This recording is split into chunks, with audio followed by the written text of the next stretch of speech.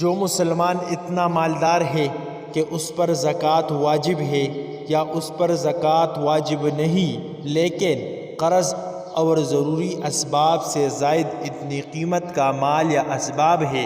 جتنی قیمت پر زکوٰۃ واجب ہوتی ہے، یعنی 52.5 تولے چاندی کی قیمت کا مال، اسباب اور سامان ہے، تو اس پر عید الفطر کے دن صدقہ دینا واجب ہے، چاہے وہ تجارت کا مال ہو یا تجارت کا مال نہ ہو، چاہے اس پر سال گزر چکا ہو یا نہ گزرا ہو۔ اس صدقہ کو صدقہ فطر کہتے ہیں۔ جس طرح مالدار ہونے کی صورت میں مردوں پر صدقہ فطر ادا کرنا واجب ہے، اسی طرح اگر عورت مالدار صاحب نصاب ہے یا اس کی ملکیت میں قرضہ اور ضروری اسباب سے زائد اتنی قیمت کا مال وغیرہ ہے جس کی قیمت 52.5 تولہ چاندی کی قیمت کے برابر ہے، مثلا اس کے پاس زیور ہے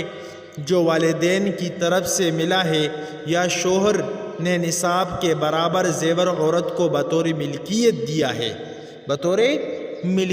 دیا ہے، یا مہر میں اتنا زیور ملا جو نصاب کے برابر ہے، تو عورت کو بھی اپنی طرف سے صدقہ فطر ادا کرنا واجب ہے۔ ہاں، اگر شوہر اس کی طرف سے ادا کر دے تو ادا ہو جائے گا۔ جس آدمی پر صدقہ فطر ادا کرنا واجب ہے اس کو اپنے نابالغ لڑکے اور لڑکی کی طرف سے بھی نکالنا واجب ہے۔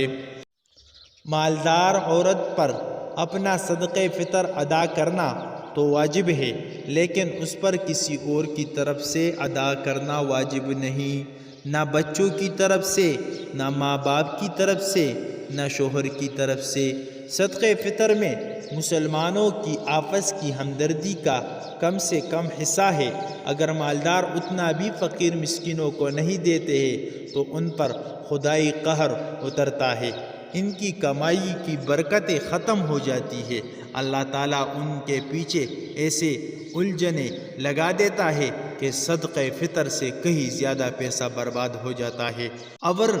کسی غریب کے ایک دن رونے کی پرواہ نہ کرنے کی سزا میں اللہ تعالیٰ کبھی کبھی برسوں تک رلاتا ہے۔